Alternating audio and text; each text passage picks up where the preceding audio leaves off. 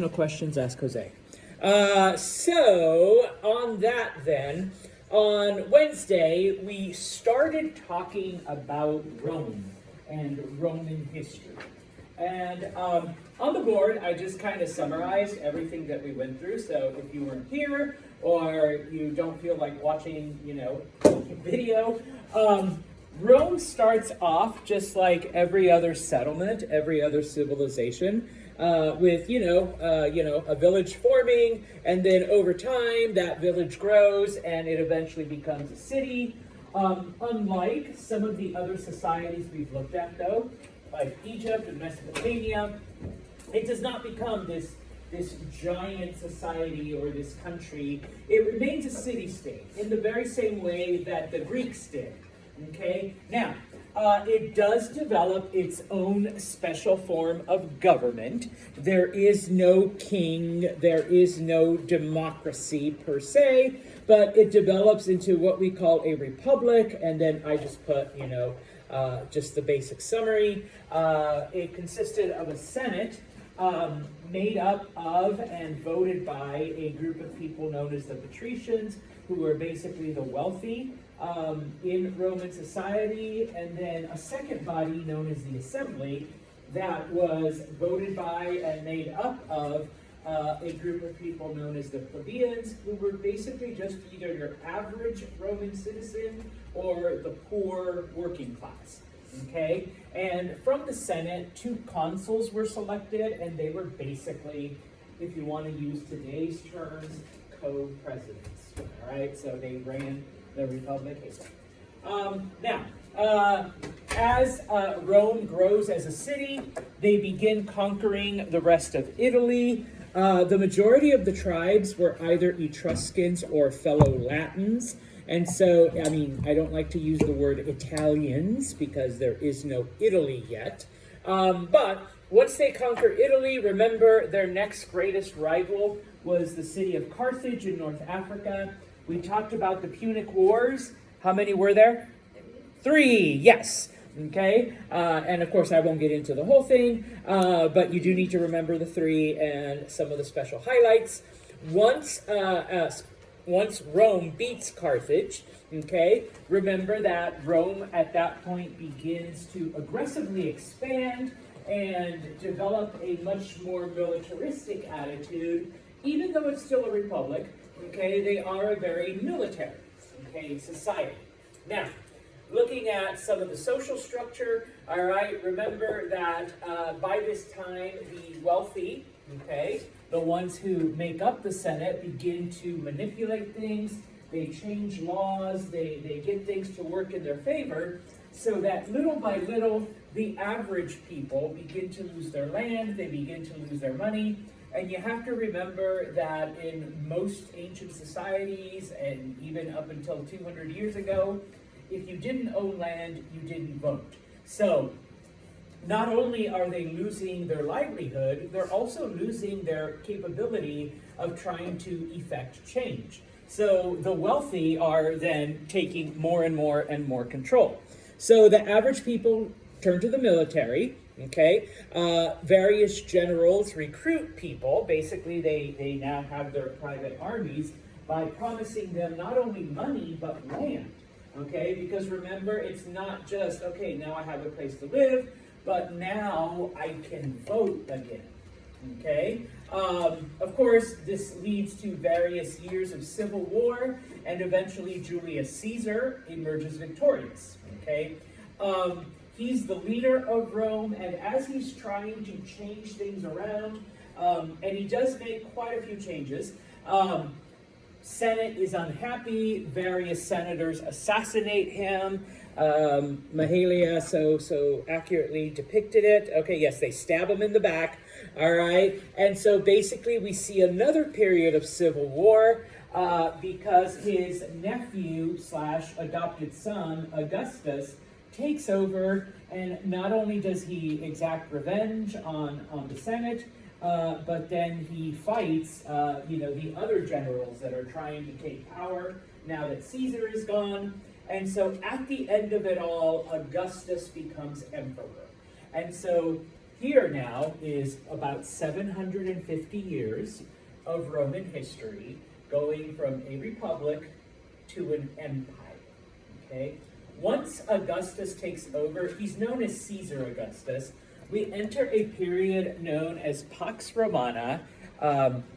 You do need to learn a little bit of Latin, all right? What does Pax Romana mean? Roman peace. Oh, yes, someone went to Catholic school. Or no, maybe not. You're like, I didn't, but I know a little Latin, Santos. All right, so Pax Romana, Roman peace. Some people call it Rome's golden age, where basically for the next 200 years, Rome is supreme, okay? And so we go to this, okay? Now, during those 200 years, there were 22 different emperors, okay? Now, of course, it's not to say that there weren't problems, because obviously no society is perfect.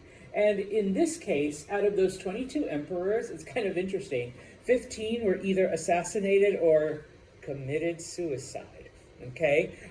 Most of the time it was their own personal bodyguard who were hired by people to, take out the emperor, whether it was someone who wanted to gain more power or they didn't like what the emperor was doing.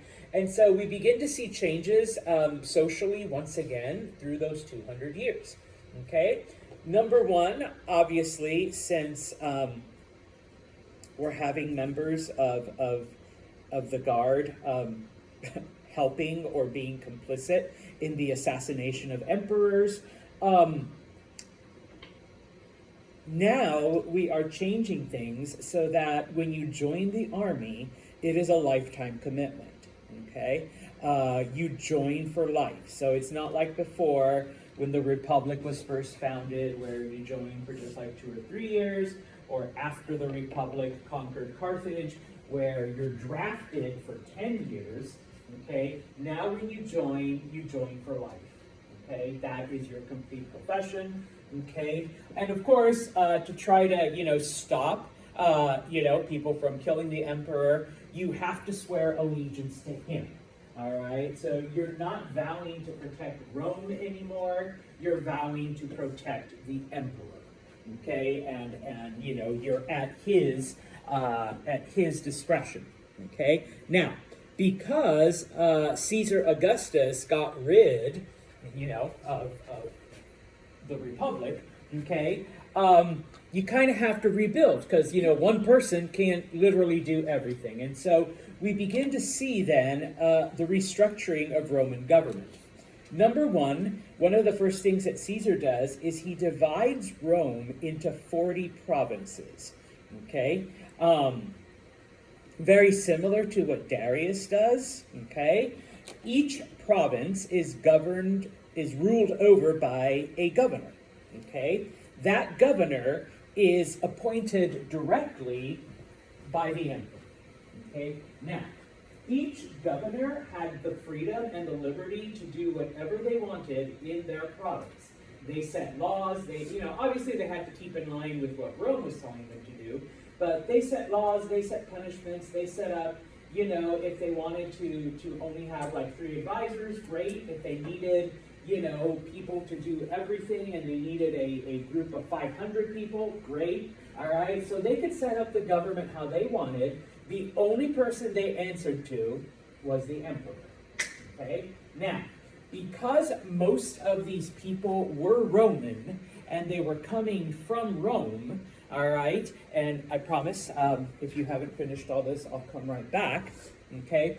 These are the 40 provinces. This is how it was divided, okay? So if you're coming from Rome and you're being sent to rule over Egypt, that was one of the provinces, I mean, you're not really familiar with Egyptian custom or what's going on, okay? I guess I should make this just a little smaller. Or who knows, maybe they send you all the way north to Britannia, and you're not familiar with what goes on up there, okay? Because you lived all your life in Italy. And so basically, what the governors would do is they would go amongst the locals, okay? And create a group of advisors, all right? I'm being sent to Britannia. I've lived my whole life in Rome. I have no clue what life is in Britannia. And so when I get there, I find some Britons, and I say, okay, you guys, you 2 rows here are going to be my council. You're going to be my advisors. You're going to be in charge of the north. You're going to be in charge of the south. You're going to be, and you come to me with your reports, and we'll set laws and all of this other stuff. Okay. Now, sometimes to ensure loyalty, okay, the governors would recruit slaves and give them their freedom and tell them, in exchange for your freedom, Olivia, you need to be my advisor. Okay. You need to tell me like all how do you kids say it? You need to give me all the tea, all right, that's going on that nobody will talk to me about. Thank you. Spill the tea, because they won't talk to me. I'm a foreigner, okay, but you're a local, and they'll say things around you. And then you come to me, remember, I gave you your freedom. And she's like, okay, yeah, I'll be part of this governor's council, okay? Now, something else that Caesar Augustus did, and this was actually kind of genius, and very similar, once again, to what some other empires have done. Instead of the government collecting taxes, he basically outsourced it, all right? So that we have Mahalia, who is a private business owner, and she becomes into the business. She creates a company that collects taxes, okay? So that, you know, she goes out and you know, keeps records and keeps track and goes and starts taxing people. And then, of course, takes a cut, all right, obviously, because it's her business, and then, you know, turns it over to the Roman government, okay? We all love taxes, right? Yeah, all right. So in this case, are you going to hate Emperor Santos for the taxes or the Mahalia Tax Collection Company?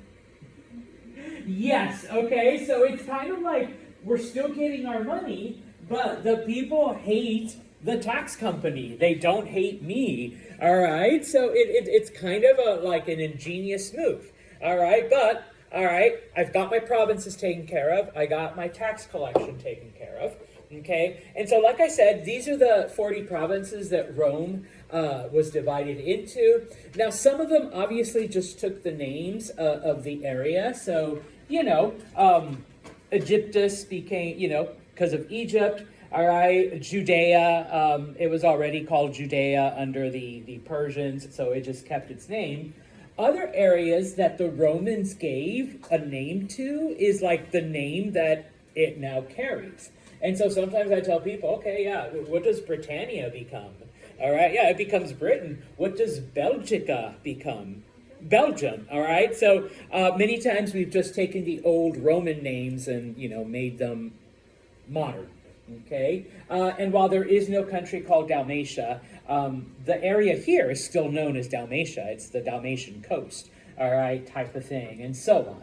What I always found interesting, remember that originally this area was called Africa because it's right around Carthage, and the general Scipio Africanus was the one who defeated Carthage. Yet somehow eventually it became the name of all of that. Okay, originally Asia was just this part of Turkey. Okay, how it suddenly became the name of everything all the way out to here. Okay, well, that's another lesson. All right, so now talking about some of the social structure then of the empire and whatnot. Okay, obviously most of the people and most of you know, the bulk of everything the Romans did, because by now we're not worrying about invasions, all right? Remember, they control the Mediterranean, they control most of Europe, they control all of North Africa, okay? Obviously, Italy, okay, is where most of the people live, most of the Romans, but that's not the only place, okay? Parts of North Africa that were conquered, especially Egypt, okay, in Spain, because, you know, once they conquered Carthage and started taking over all of the land that Carthage had, which Carthage had parts of Spain, they get there and not only is the weather amazing, but like farming is plentiful, all kinds of things grow, you know, and they're able to take certain crops from like the Middle East, like oranges and other citrus, and it grows perfectly in Spain, and so that becomes a center. And then, of course, the area that today is known as Turkey, okay? In each of these areas, okay, the Romans, I erased it, but remember, they were aggressive. They do destroy, the societies that were there. They take them apart brick by brick, but they rebuild everything in Rome. Well, that's why we call it Greco-Roman style, okay? So we get little mini Romes throughout all of this area, okay? Now, most of the Roman cities, okay, were walled. I'm just going to draw a big old square because I can't draw, all right? And that's not even a perfect square. So they had a wall around them, okay? At the center, there was always something called a forum. The forum was basically just an open-air market, okay? That's where people went to buy and sell things, but then, outside of business hours, that's where people would congregate and just talk, all right? This is where people, when it was like political season, this is where candidates would give their speeches. This is where people would address, the normal citizens, okay?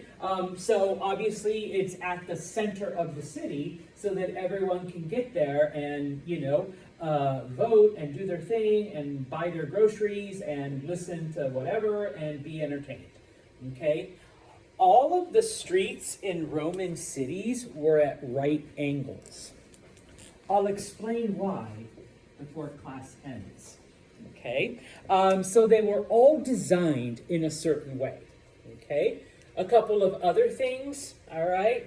Every city had a theater, okay? And remember, it's not like what we think of today, like, oh, the Stanley. No, they were outdoors. It was an amphitheater, okay? Or, kind of like an open thing, because that's the Greek influence, all right? The Romans adopted Greek drama. And so, the entertainment of the day is you go to the plays that are being performed, okay? And of course, so here, I should draw like something like this, okay? I can. Come up here, Mahalia, and draw for me. All right, there's the theater, all right? And then, of course, they all had an amphitheater.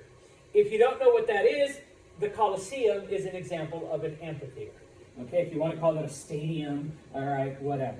Okay, this was meant strictly for drama, and I'm just going to draw this, and then it had arches, okay, and arches, okay? Whereas the amphitheater is where sporting events and gladiator fights and, bears versus lions and all kinds of other things, bless you. Eventually, the Romans put on these huge spectacles. They recreate battles and all of this other stuff. So you can't do that in the regular theater. You need the Colosseum. All right. So basically, every Roman city had a Colosseum. Okay, where all the entertainment happened. Okay. Now, by this point in time, Rome has over 1 million people. Okay. So, which for 2,000 years ago is pretty big. And so yes. Conditions were crowded, sometimes you had unsanitary conditions, but overall, the Romans adapted and were able to grow and were able to expand, and we see Roman cities like this popping up everywhere, okay? Now, what else makes the Romans special, and what else happens throughout all of this time? These are the things that separate Rome from some of our other societies, but it's also one of the reasons why the founding fathers copied the Roman system of government and Roman structures, okay? Now, just like every other culture, and it's not to say that Rome's was any different because we've looked at, Hammurabi's Code and things like that, all right? The Romans had, laws and courts and punishments and all of that, okay? And like I said, that's not the special part, okay? Because most other cultures did. What the Romans did different, though, is that they're the first to actually have, lawyers and judges and things of that nature. Okay, to interpret the law and give out justice. In other societies, like if they were small enough, it would be the king, okay? Hammurabi was the one who was deciding certain things, okay? And then of course there were people that were appointed. Typically it was, members of the king's family or other nobles that sat in judgment, okay? And of course later on, when we go to the Middle Ages, society kind of reverted to that. But the Romans were like, no, there has to be a special person to decide these things. And it can't be the emperor, and it can't be this person, and it can't be that person. Not only that, but the Roman Empire was so big, could the Roman emperor, sit in every case and be? No. Okay, so there had to be other people, all right? And also the Romans came up with this idea that the average person doesn't really understand all the laws. They need someone to explain it to them and be their advocate. And so if Mahalia was brought to trial, she would not necessarily be the one speaking in her own defense. She would have someone to represent her, okay? Which is a completely new concept, all right, when it comes to all of this. I mean, today we're like, yeah, you get a lawyer and your lawyer does all this shit. No, before that, you did it yourself. Okay, and it was like, I don't know what the fuck is going on. Here's Hammurabi's code, but I don't know how to read. All right, so it's like, what am I supposed? Yeah, we're throwing you in the river, Jose, and that was it. Okay, so the Roman legal system, is inching closer to one that's a bit more fair. Were they given medicine? Yes. Okay, that's the thing, and actually, that's the way it is in a lot of countries throughout the world, type of thing. Okay, that's one of the unique things where you can't copy everything Rome did. All right, sort of stuff. Okay, Rome also had a system of what we call patronage.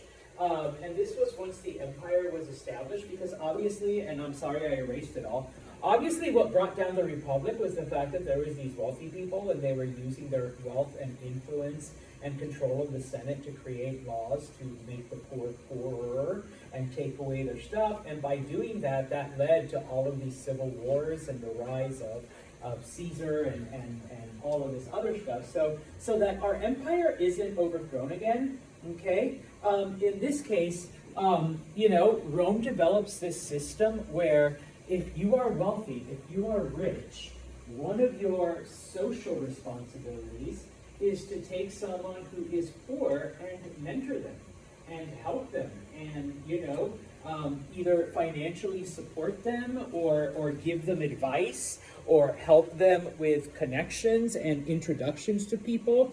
And there were actually laws that dictated, these things. Okay, so it's not enough, for Jack back there to have all the money in the world and be in charge of it. No, you had to teach now those people that don't have the same advantages that you did, and help them establish themselves as well.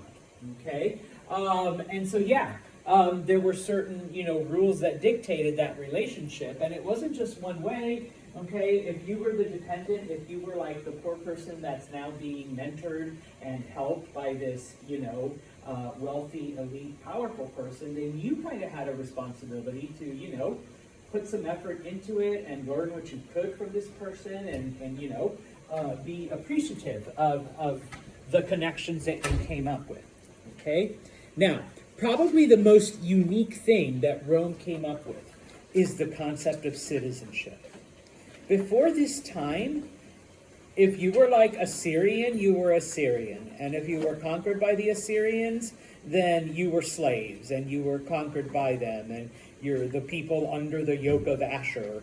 And in order for you to become Assyrian, then you would forcibly be integrated into society. So we would take Assyrian, men and marry them off to the local women, or we would take, local men and either kill them off or, give them Assyrian wives. And so now the culture is blended and we have new people, okay?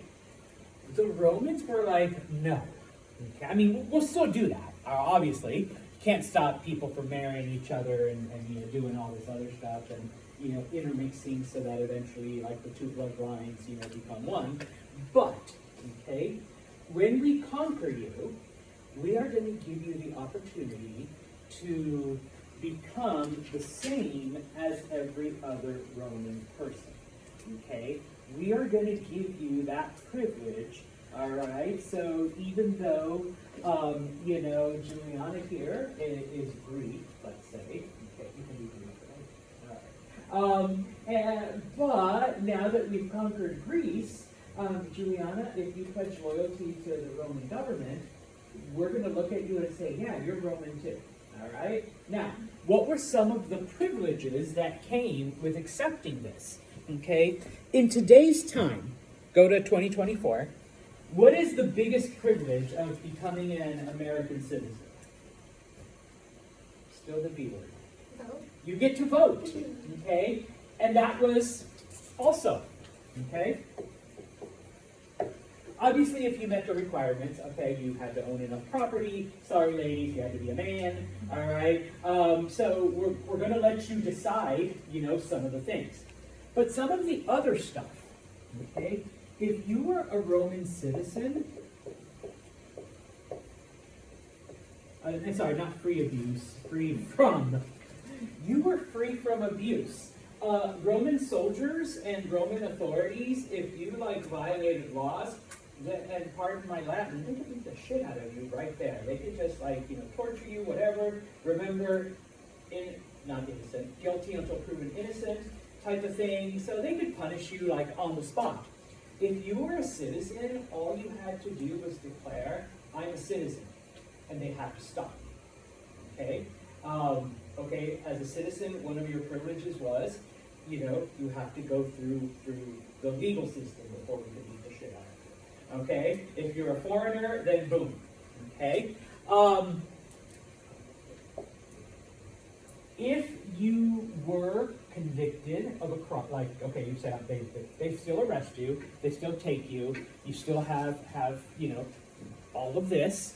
Okay? If you are convicted as a Roman citizen, you could appeal.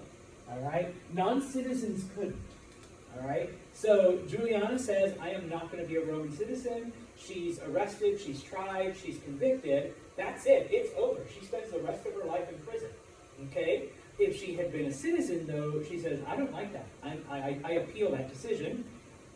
Then you could appeal it to a different court. And this is the thing, that the Romans had a system where you could actually appeal it all the way to the emperor. So even though the emperor was not sitting in every trial, he did hear appeal. He was almost like the Supreme Court. After a certain number of appeals, it would get to him. All right? But only citizens had that right.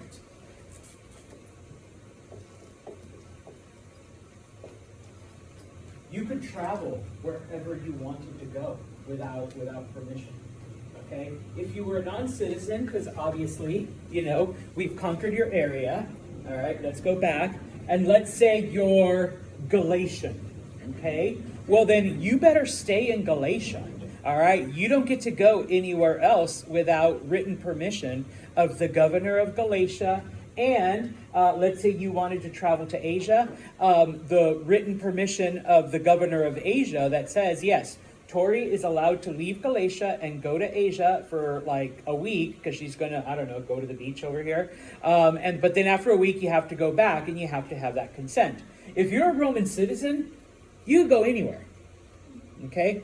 No permission. No previous. Isn't that kind of still how it is?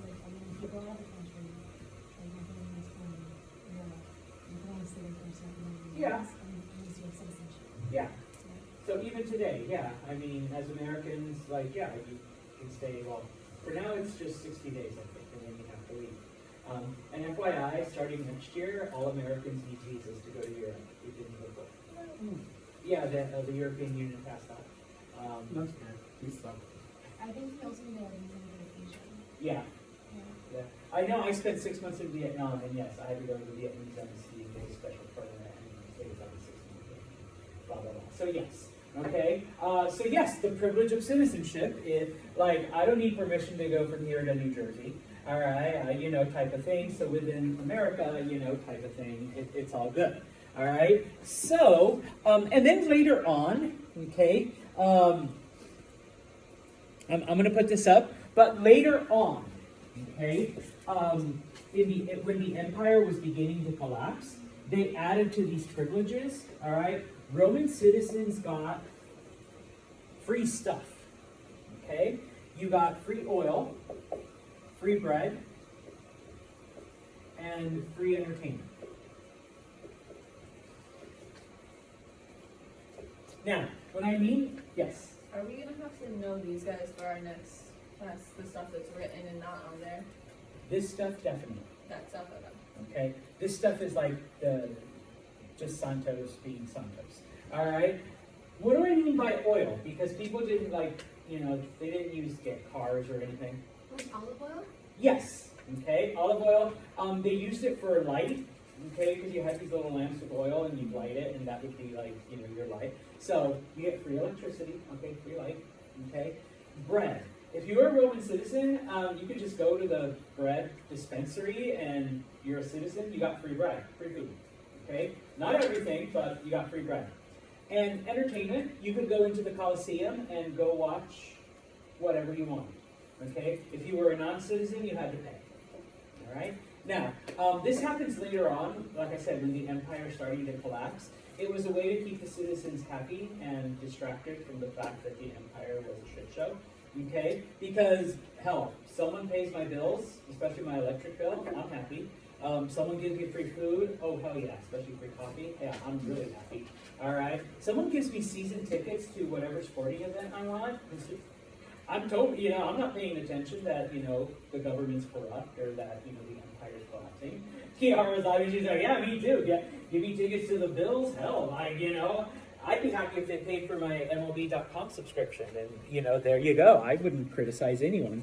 So maybe that's who I'll vote for in the election if they promise me, season tickets to somewhere, So yeah, okay. Now, other aspects of the empire, okay? Well, these are things that, once again, what you do need to remember, Olivia and everyone, is that the idea of citizenship was unique to the Romans.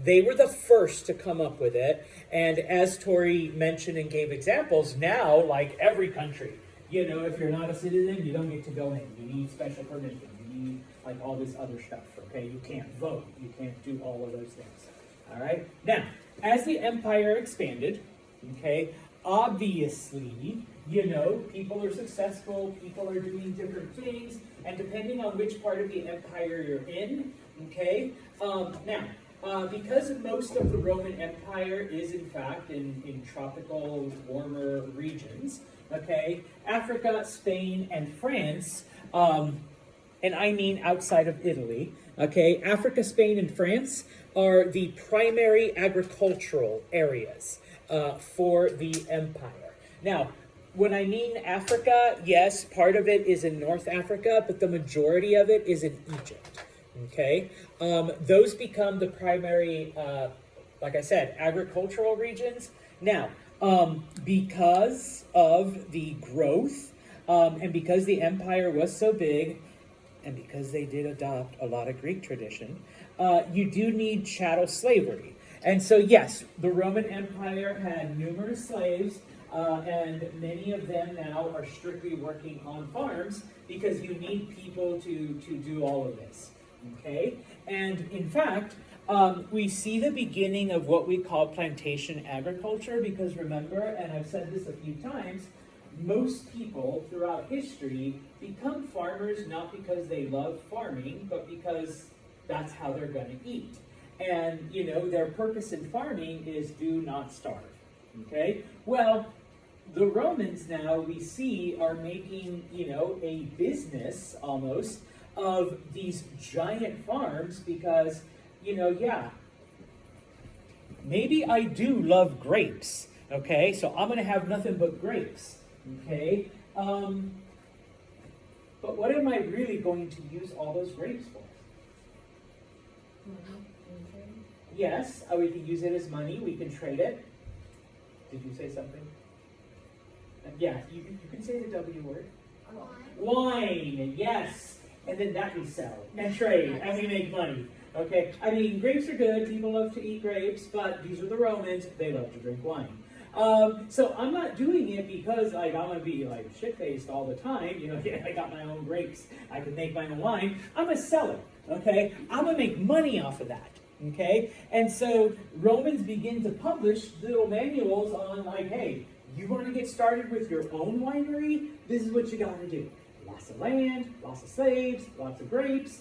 Here's how you plant them. This is what you do.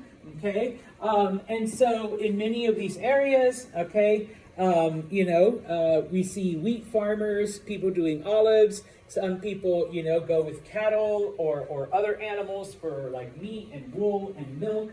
And so, yes, the empire is successful. The empire is fed. The empire is growing. It is growing so much that the Romans obviously need to build roads to connect this. And this is probably one of the greatest contributions that the Romans made. They were fantastic engineers, okay? Probably the best engineers in history. They built an impressive road system that, especially when you look at upstate New York, way better than here. In their lengths, in their distance, they were the first ones to pave them, okay? Because they realized paved roads are a little bit better than having to walk through dirt and mud, all right? They realized that, yeah, maybe people want to know where they are, so they would put markers for distances and where you actually were, okay? Because there's no GPS back then. Okay, and of course, they published all of this, so if you went into a city, it would tell you, okay, we've got this, this, and this coming up on this road, and this is how far they are. Okay? Did you have a comment, question? Didn't they, what they paved the roads with, you can't replicate and it's really good material? I mean, we could if we wanted to, but yeah. They use some pretty unique materials, and we'll talk about one of them. So what are the right angles? Because you were to explain to me. Oh, we'll get to that in just 1 minute. Okay. The other thing that the Romans did, okay, was mining, obviously, and so this is another way they became extremely wealthy. All right. All of the gold, silver, and other metals that they found throughout their empire. Okay. And so this is in your textbook. This map just shows the various crops and the various cities and the various things that the Romans were able to acquire. Now, in some areas, to defend against enemies, they built walls. Okay, everything in the purple is everything that was conquered during the empire. This was also conquered, but it was only held for 100 years. So sometimes some maps will put it in, some maps won't. Okay, so they didn't have it for a very long time. Okay, now, okay, as I said, okay, the Romans do in fact become the greatest engineers in history. Of course, they did take a lot of their ideas from the Greeks, but they did improve upon them. Okay, they made them better. All right, and as I've said before, this is one of the reasons why, if you look at like certain Roman columns and Greek columns, those things look alike, Mr. Shan. Yes, they do, because the Romans copied them. All right. Although they, like I said, they did take a certain, thing to improve them. Okay. Now, Roman roads. Okay. As I said, they were the first ones to be paved. Okay. Most other societies, like even the Persians, when they made the royal road, it was just dirt. Granted, they cleared it and they kept it clean, and they had towers and security and rest areas, but the Romans had all that except that the road was paved. In addition to being paved, they realized that, while it does help to have them paved so that you're not walking through like mud and crap when it rains, they also built them so that they slanted slightly so the water would run off, and so the road would stay as dry as possible and the water would flow on the edges. Okay? My street floods whenever it rains. So I need a couple of Romans from 2,000 years ago to come and fix my street in Utica. All right? Another thing that they built were aqueducts.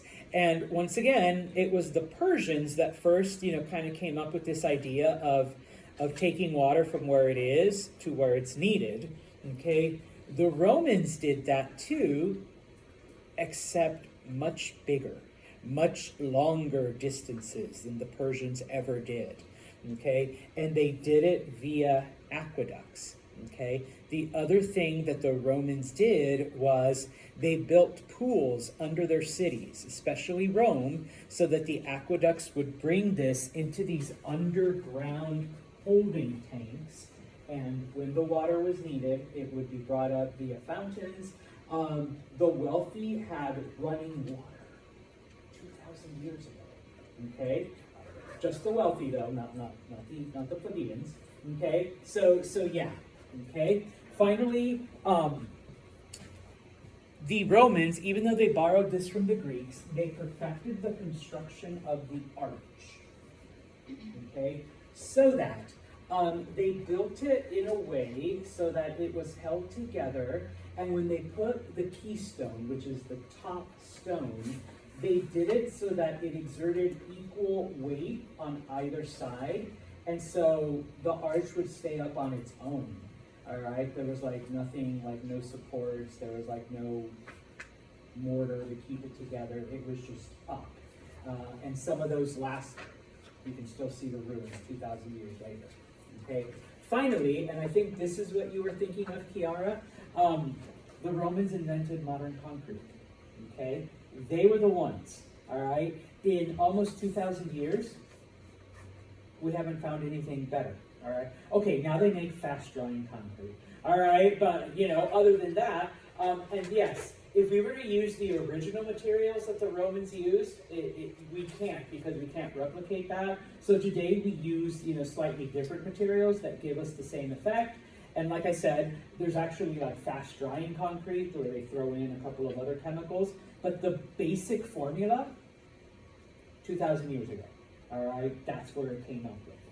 Okay, and so now, to finish off, okay, I put these up. You don't need to copy these down, but I'm a visual person. When it came to the roads, it was, yes, just a bit more complicated than what the Persians did, because they didn't just clear it, okay, they actually went deep into the soil to give a foundation that would let the road last, and when they paved it on top. Now, another innovation is they realized that these ancient roads, they were meant for people to walk on, okay? The Romans were like, no, we want our armies and our merchants and our farmers to use it to take their things back and forth. So what's going to happen to all the people that are walking? They built these little things on the side for people to walk on, okay? Hell, I've walked through parts of New Hartford that doesn't have this. All right, there's no sidewalks. Yeah, some of you laugh because it's true. All right, some places don't have, you have to walk in the road. Over here, like the nice neighborhoods. Yeah, there's no sidewalks. When did they start using stone and red kind Almost like still within the Republic era. Like maybe like 200 years before the empire fell. So, okay. These are some of the ruins of Roman roads today, okay? These, I think this one is in Spain. This one is in England, okay? And yeah, you're like, well, Zondos, where'd the sidewalk? Well, it's 2,000 years later, okay? So yes, all right? This is preserved, but of course there's, grass and stuff, and, there was the Dark Ages and all of that. This one has been restored, so it's like a little bit more, touristy, but this is what it would have looked like, 2,000 years ago with the walking areas along the side, okay? This is just a map to show the Romans had literally thousands upon thousands of miles of road so that you could start in Egypt and make your way all the way to the city of Londinium, okay, via the various roads, and you could pick which paths you were going to take. Remember, there were manuals that told you what was coming next and how far the cities were. On the roads, there were rest areas and markers that would tell you where you were and how far you are from the next marker, all right, type of. I know today we take it for granted. Yeah, it's exit 32. The Romans came up with, exit 32 type of thing, okay? These are not only arches, but this is an aqueduct. This one is also in Spain. And I apologize for that. I've been to Spain 3 times, and literally you can still find all kinds of Roman architecture in southern Spain.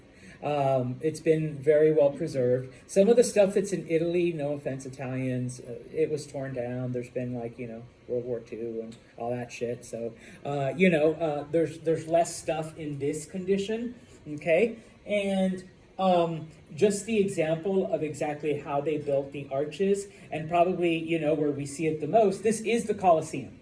All right, if you were to go to Italy, to Rome to visit, boom. Obviously, they use that technology, okay, for that.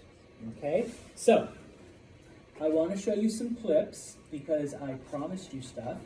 First off, the roads. Okay.